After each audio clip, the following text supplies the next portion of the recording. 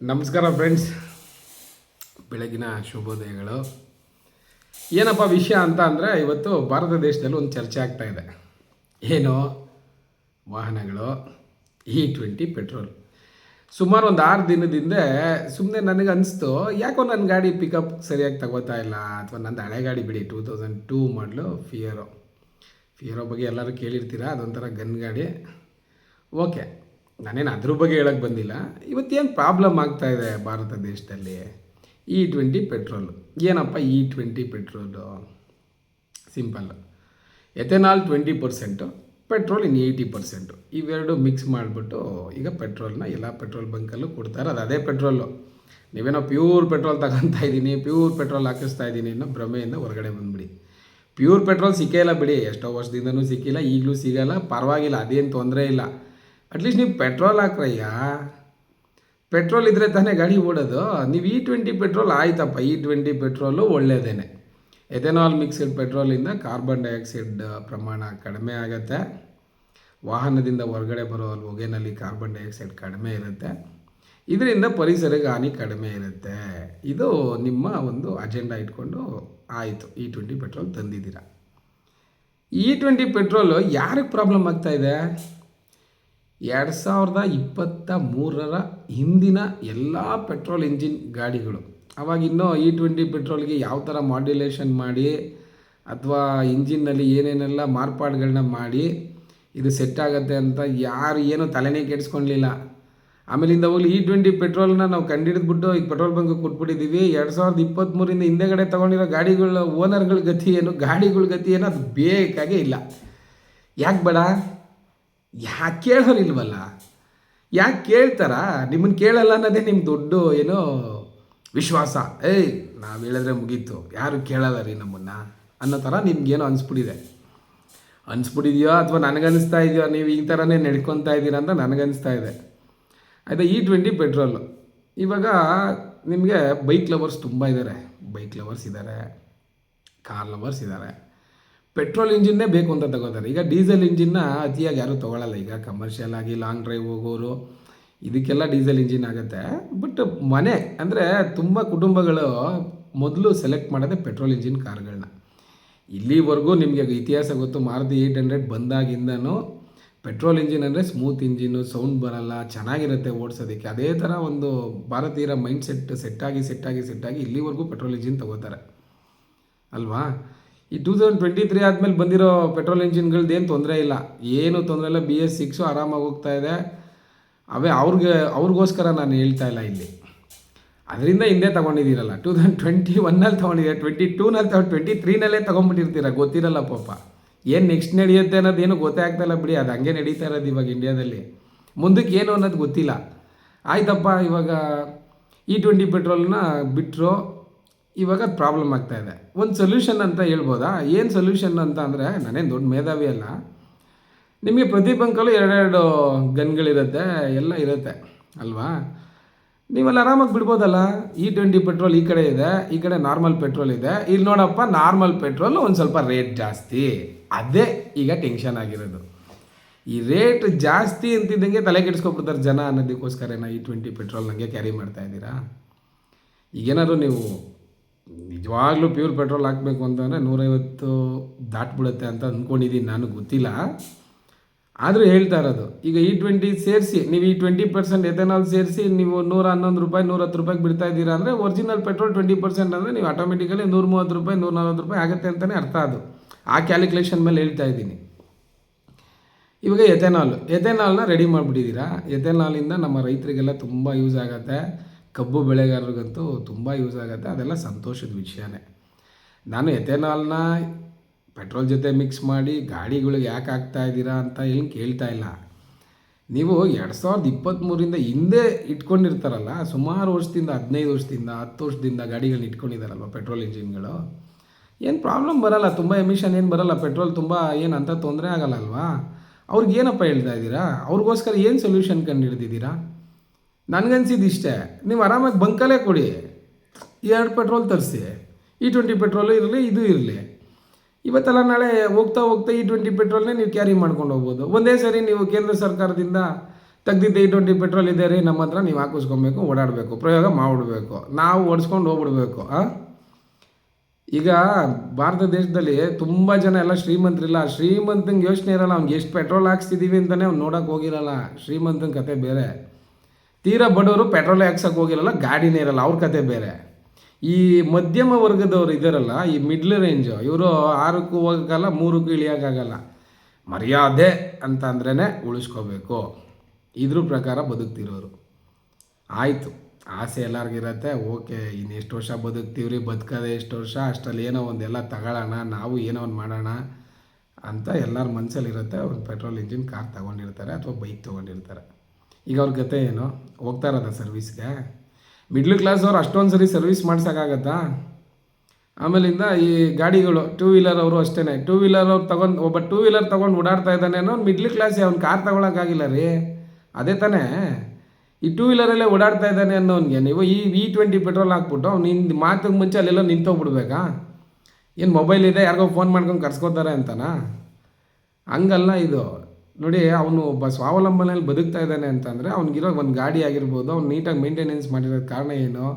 ಎಲ್ಲೂ ಗಾಡಿ ನಿಲ್ಲಬಾರ್ದು, ನನ್ನ ಕೆಲಸಕ್ಕೆ ಎಲ್ಲೂ ತೊಂದರೆ ಆಗಬಾರ್ದು, ನಾನು ಏನೋ ರ್ಯಾಪಿಡೋ ಮಾಡ್ತಾಯಿದ್ದೀನೋ, ಸ್ವಿಗ್ಗಿನೋ, ಝೊಮ್ಯಾಟೊನೋ, ಮಾರ್ಕೆಟಿಂಗೋ, ಇಲ್ಲಿಂದ ನಾನು ಅಲ್ಲಿ ಎಲ್ಲಿಗೋ ಹೋಗ್ತೀನಿ, 20 ಕಿಲೋಮೀಟ್ರ್ ದೂರಕ್ಕೆ ಹೋಗಿ ಕೆಲಸ ಮಾಡ್ಕೊಂಡ್ಬಿಡ್ತೀನಿ, ಜಾಲಿ ರೈಡ್ ಹೋಗ್ತೀನಿ, ನನಗೆ ಬೈಕ್ ಓಡ್ಸೋಕ್ಕೆ ತುಂಬ ಇಷ್ಟ ರೀ, ಆರಾಮಾಗಿ ಬೈಕಲ್ಲೇ ಹೋಗ್ತೀನಿ. ಇದೆಲ್ಲ ತುಂಬ ಪ್ರೀತಿಗಳಿದೆ. ನೀವು ನೋಡಿರ್ತೀರ, ಬೈಕ್ ರೈಡರ್ಸ್ ಹೋಗ್ತಾ ಇರ್ತಾರೆ. ಈ ಶನಿವಾರ ಭಾನುವಾರ ಬಂದುಬಿಟ್ರೆ, ಈ ಗೊರಗೊಂಡೆಪಾಳ್ಯ ಕಡೆ ಬೆಳಗ್ಗೆ ಹೋಗ್ಬಿಟ್ರೆ ನೀವು, ಬೈಕ್ ರೈಡರ್ಸ್ ತುಂಬ ಇದ್ದಾರೆ. ಅವರೆಲ್ಲ ಏನು ನೆನ್ನೆ ತೊಗೊಂಡಿರ್ತಾರಪ್ಪ ಗಾಡಿಗಳನ್ನ? ಏನಿಲ್ಲ ತಾನೆ, ಎಲ್ಲ ಒಂದು 5 ವರ್ಷ ಹಿಂದೆ ಗಾಡಿಗಳು ಇದೆ. ನೀವು ಅವ್ರಿಗೆಲ್ಲ ಏನು ನ್ಯಾಯ ಕೊಡ್ತಾ ಇದ್ದೀರಾ? ಇಡೀ ಪೆಟ್ರೋಲ್ ಬಂಕ್ಗಳಲ್ಲಿ ಬರಲಿ, 2 ಪೆಟ್ರೋಲು ಹಾಕ್ಸಿ. ಈಗ ಅವ್ನಿಗೆ ತುಂಬ ಲವ್ ಇರುತ್ತಲ್ವ, 10-15 ರೂಪಾಯಿ ಜಾಸ್ತಿ ಆದರು ಅಂದರೆ ಹಾಕಿಸ್ಕೊಂಡು ಹೋಗ್ತಾರೆ. ಯಾಕಂದರೆ ನೀವು ಆ ಪರಿಸ್ಥಿತಿಗೆ ತಂದು ಇಟ್ಬಿಟ್ಟಿದ್ದೀರಾ. ಏನು ಮಾಡೋಕ್ಕಾಗಲ್ಲ. ಆಯಿತು, ಎಲ್ಲ ಅರ್ಥ ಆಗುತ್ತೆ. ನಮಗೂ ಇಂಟರ್ನ್ಯಾಷನಲಲ್ಲಿ ಏನೇನು ಸಮಸ್ಯೆ ಇದೆ ಅದೆಲ್ಲ ಗೊತ್ತಾಗಿರೋದ್ರಿಂದ ಏನೋ ಒಂದು ಅಡ್ಜಸ್ಟ್ ಮಾಡ್ಕೊಂಡು ಹೋಗ್ತಾರೆ.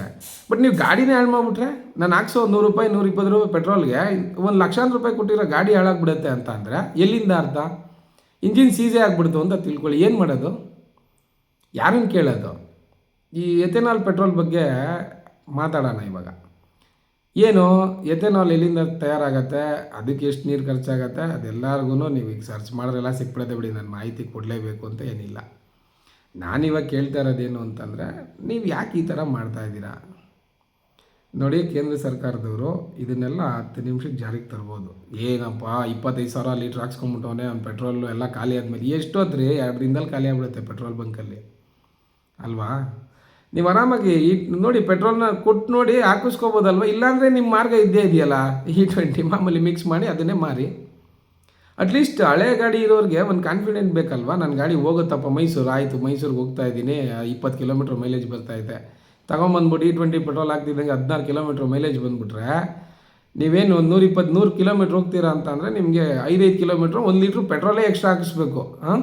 E20 ಪೆಟ್ರೋಲೇ ಹಾಕ್ಬಿಡ್ಲಿ ಅಂದರೆ ನೀವು ಈಗ 20 ಕಿಲೋಮೀಟರ್ಸ್ ಬರುತ್ತೆ ಮೈಲೇಜು ಅಂತ ಅಂದರೆ ಮೈಸೂರಿಗೆ ಹೋಗೋಕೆ 5 ಲೀಟ್ರ್ ಬೇಕು. ಇದರಿಂದ ಒಂದು 4 ಕಿಲೋಮೀಟ್ರ್ 5 ಕಿಲೋಮೀಟ್ರ್ ಡ್ರಾಪ್ ಆಗೋಯ್ತು ಅಂತ ತಿಳ್ಕೊಳ್ಳಿ. ಬೇಡ ಒಂದು 3 ಕಿಲೋಮೀಟ್ರ್ ಅಂತಲೇ ತಿಳ್ಕೊಳ್ಳಿ. ನಿಮ್ಗೆ ಎಕ್ಸ್ಟ್ರಾ ಪೆಟ್ರೋಲ್ ಬೇಕೇ ಬೇಕಾ? ಇನ್ನೊಂದು 50 ರೂಪಾಯಿ ಖರ್ಚಾಯ್ತಾ? ಇದ್ರ ಜೊತೆಗೆ ಇಂಜಿನ್ ಬೇರೆ ಟೆನ್ಷನ್ನ, ಸರ್ವೀಸಾ? ಬೇಗ ಸರ್ವೀಸಿಗೆ ಬರ್ತಾ ಇದೆಯಾ? ಏನಪ್ಪ ಪಿಕಪ್ಪೇ ತಗೋತಾ ಇಲ್ಲ ಗಾಡಿ? ಇದೆಲ್ಲ ಇದ್ದೇ ಇರುತ್ತಲ್ವ. ಮತ್ತು ದೊಡ್ಡ ಹೈವೇಗಳನ್ನ ಏನಕ್ಕೆ ಮಾಡ್ತೀರಾ? ಗಾಡಿ ಚೆನ್ನಾಗಿ ಸ್ಮೂತಾಗಿ ಹೋಗಲಿ ಅಂತ ತಾನೆ. ಎಲ್ಲಂದ್ರಲ್ಲೇ ನಿಂತ್ಕೊಂಬಿಟ್ರೆ ಗಾಡಿಗಳು ಬ್ರೇಕ್ ಡೌನ್ ಆಗ್ತಾಯಿದ್ರೆ ಹೈವೇನಲ್ಲೂ ಕೂಡ ಸಮಸ್ಯೆನೇ ಅಲ್ವಾ? ಈಗ ಮೈಸೂರು ಹೈವೇನಲ್ಲಿ ನೀವು ಎಲ್ಲಂದ್ರಲ್ಲೇ ಒಳಗಡೆ ಬಂದುಬಿಟ್ಟು ಗಾಡಿ ರೆಡಿ ಮಾಡ್ಕೊಂಡು ಹೋಗೋಕ್ಕಾಗಲ್ಲ. ಅದಕ್ಕೆ ಟೋಯಿಂಗ್ ಮಾಡಬೇಕಾಗತ್ತೆ, ಇದೆಲ್ಲ ಆಗಬೇಕಾಗತ್ತೆ. ಇದರಿಂದ ನಾನು ಕೇಳೋದು ಇಷ್ಟೇ, E20 ಪೆಟ್ರೋಲ್ ಹಾಕ್ಸಿರೋದ್ರಿಂದ ಪ್ರತಿಯೊಬ್ಬರಿಗೂ ನನ್ನ ಸ್ನೇಹಿತರೆಲ್ಲ ಹೇಳಿದ್ರು ನಾನು ಈ ವಿಡಿಯೋ ಮಾಡಿದಾಗ, ಇಲ್ಲ ಮಗ ಇದು ನನಗೂ ಅನುಭವಕ್ಕೆ ಬರ್ತಾಯಿದೆ, ನಾವು ಯಾರನ್ನು ಕೇಳೋದು? ಯಾರನ್ನು ಕೇಳಬೇಕು ಅಂತಲೇ ಗೊತ್ತಿಲ್ಲ. ಇಲ್ಲಿ ದೊಡ್ಡ ಸಮಸ್ಯೆ ಏನಪ್ಪ ಅಂದರೆ ಯಾರನ್ನು ಕೇಳಬೇಕು? ಕೇಂದ್ರ ಸರ್ಕಾರನೇ ಕೇಳಬೇಕು. ಯಾಕಂದರೆ ಪೆಟ್ರೋಲಿಯಂ ಎಲ್ಲ ಅವರಲ್ವ ಮೇಂಟೈನ್ ಮಾಡೋದು. ರಾಜ್ಯ ಸರ್ಕಾರದವರು ಈ ಟ್ಯಾಕ್ಸು ಗಿಕ್ಸು ಸೆಸ್ಸು ಗಿಸ್ಸು ಅಂತ ಏನೇನು ಹಾಕ್ಕೊಂಡಿರ್ತಾರೆ. ಅವ್ರೇನದು ಪ್ಯೂರಿಟಿ ಮಾಡೋದು ಇಂಪ್ಯೂರ್ ಮಾಡೋದು ಇವೆಲ್ಲ ಅವ್ರಿಗೇನು ಗೊತ್ತಿರಲ್ಲ. ಗೊತ್ತಿರುತ್ತೆ ಅಂದರೆ ಅವ್ರೇನು ಹ್ಯಾಂಡ್ಲ್ ಮಾಡೋಕ್ಕೆ ಹೋಗಲ್ಲ. ಕೇಂದ್ರ ಸರ್ಕಾರದಿಂದನೇ ಪೆಟ್ರೋಲಿಯಮ್ದೆಲ್ಲ ಪ್ರಾಡಕ್ಟ್ಸು ಏನೇನು ಆಗಬೇಕೋ ಆಗೋದು. ನೀವು ಪೆಟ್ರೋಲ್ನ ಸರಿ ಮಾಡಿ ಅಷ್ಟೇ, ಇನ್ನೇನಿಲ್ಲ. ಪೆಟ್ರೋಲ್ನ ಒಂದು ಆಪ್ಷನ್ ಕೊಡಿ.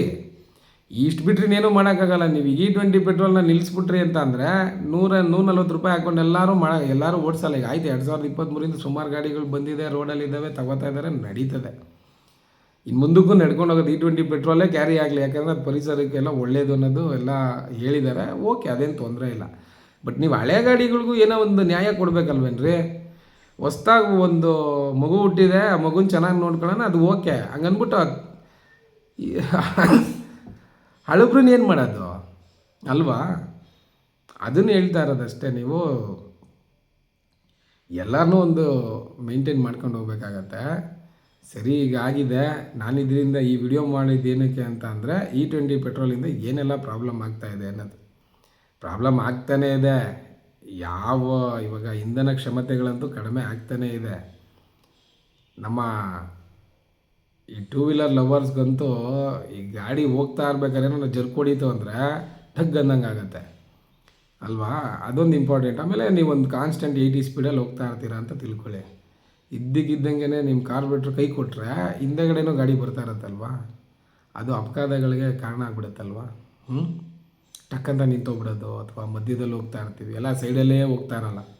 80-100 ಹೋಗ್ಬೇಕಾದ್ರೆ ಸೈಡಲ್ಲೇ ಹೋಗ್ತಾ ಇರಲ್ಲ, ಅವ್ನು ಕಾನ್ಫಿಡೆಂಟಲ್ಲಿ ಓಡಿಸ್ಕೊಂಡು ಹೋಗ್ತಾ ಇರ್ತಾರೆ. ಎಲ್ಲ ಇರುತ್ತೆ, ಎಲ್ಲ ಎಕ್ವಿಪ್ಮೆಂಟ್, ಹೆಲ್ಮೆಟ್ ಎಲ್ಲ ಹಾಕ್ಕೊಂಡಿರ್ತೀವಿ. ಬಿದ್ದೋಗ್ಬಿಡೋಣ ಹಂಗಂದ್ಬಿಟ್ಟು ಕಾರ್ಬೇಟ್ರ್ ಕೈ ಕೊಟ್ಬಿಡ್ತು ಅಂತ ಬಿದ್ದೋಗ್ಬಿಡೋಣ. ಏನಪ್ಪ ಎಕ್ಸಲೇಟ್ರ್ ಎಲ್ಲ ಸೈಡ್ ಹೊಡಿತಾ ಇರ್ತೀವಿ, ಎಕ್ಸಲೇಟ್ರ್ ರೈಸ್ ಮಾಡಿದ್ರೆ ಆಕ್ಸಿಲೇಟ್ರ್ ರೈಸ್ ಮಾಡಿದ್ರೆ ಏನು ಹೋಗಲ್ಲ ಗಾಡಿ. ಅರ್ಧ ಕಡೆಯಿಂದ ಆಪೋಸಿಟ್ ನಿಂತ್ಕಿದ್ದಂಗೆ ಬಂದರೆ ಏನು ಮಾಡೋದು? ಸೈಡೇ ಹೊಡಿಬೇಡಿ ಅಂತ ಹೇಳ್ಬಿಡ್ತೀರಾ. ಅದಲ್ಲ, ಗಾಡಿ ಕಾನ್ಫಿಡೆಂಟಾಗಿ ಇಟ್ಕೊಂಡು ಒಬ್ಬ ರೈಡ್ರಿಗೆ ನೀಟಾಗಿ ಗೊತ್ತಿರುತ್ತೆ ನನ್ನ ಗಾಡಿ ಹೆಂಗೆ ಓಡುತ್ತೆ ಅಂತ, ಹೆಂಗೆ ಓಡಿಸ್ಬೇಕು ಅಂತಲೂ ಗೊತ್ತಿರುತ್ತೆ. ನೀವು ತೊಗೊಂಬಂದ್ಬಿಟ್ಟು E20 ಪೆಟ್ರೋಲ್ ಇಲ್ಲಿ ಹಾಕೊಂಬಿಟ್ಟು ಅವ್ನು ಹೋಗ್ತಾ ಇರೋನು ಪಾಪ ಗೊತ್ತೇ ಇರಲ್ಲ. ಎಷ್ಟೋ ಜನ ಗೊತ್ತಿಲ್ಲ. ಆಯಿತು, ರೈಡರ್ಸ್ಗಳು ಏನಪ್ಪ ನೋಡ್ತಾರೆ, ಗೂಗಲ್ ನೋಡ್ಕೊಂಡಿರ್ತಾರೆ, ಓಕೆ, ಅದೆಲ್ಲ ತೊಂದರೆ ಇಲ್ಲ. ಎಳ್ಳಿರೋರು ಏನಾಗಬೇಕು? ಅವರೆಲ್ಲ ಏನು ದಿನ ಬೆಳಗಾದ್ರೆ E20 ಪೆಟ್ರೋಲ್ ಬಂತಂತೆ, E80 ಪೆಟ್ರೋಲ್ ಬಂತಂತೆ, ಇವೆಲ್ಲ ಏನು ಯೋಚನೆ ಮಾಡ್ಕೊಂಡು ಕೂತ್ಕೊಳ್ಳಲ್ಲ. ಅವ್ರು ಒಂದು ಹೋಗ್ತಾರೆ, ಬಂಕು ಹೋಗ್ತಾರೆ, ಪೆಟ್ರೋಲ್ ಹಾಕ್ಸ್ಕೊಂಡು ಹೋಗ್ತಾರೆ. ಆಮೇಲಿಂದ ನಿಮ್ಗೆ ಇನ್ನೊಂದು ಹೇಳಬೇಕು ಅಂತಂದರೆ, ಇದು ನಾನು ಮಾತಾಡ್ತಾ ಇರೋದು ಜನಸಾಮಾನ್ಯರಲ್ಲಿ ಮಿಡ್ಲ್ ಕ್ಲಾಸ್ ಅವ್ರಿಗೋಸ್ಕರನೇ, ಆಯಿತಾ? ಅಷ್ಟು ಬಿಟ್ಟರೆ ಇನ್ನೇನಿಲ್ಲ. ನೋಡಿ, ಇದ್ರ ಬಗ್ಗೆ ಕೇಂದ್ರ ಸರ್ಕಾರದವರು ಎಚ್ಚೆತ್ಕೊಂಡು ಏನು ದೊಡ್ಡದೇನು ಮಾಡಬೇಡ್ರಪ್ಪ. ಇದೇ ಪೆಟ್ರೋಲ್ ಬಂಕಲ್ಲಿ ಇನ್ನೊಂದು ಗನ್ನಲ್ಲಿ ಒರಿಜಿನಲ್ ಪೆಟ್ರೋಲ್ನ ಬಿಡಿ.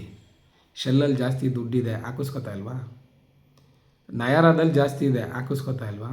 ಈ ಪವರ್ ಅಂತಲೇ ಯಾವುದೋ ಒಂದು ಬರುತ್ತೆ, ಅದನ್ನು ಹಾಕಿಸ್ಕೊತಾ ಇಲ್ವಾ? ಹಾಕಿಸ್ಕೊತಾರೆ.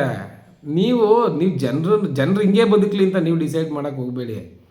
ಜನರು ಗೊತ್ತಿದೆ ಹೆಂಗೆ ಬದುಕಬೇಕು ಅಂತ. ಅವಶ್ಯಕತೆ ಇದ್ದವ್ರು ಏನು ಬೇಕಾದ್ರೂ ಮಾಡ್ತಾರೆ ಅಲ್ವಾ?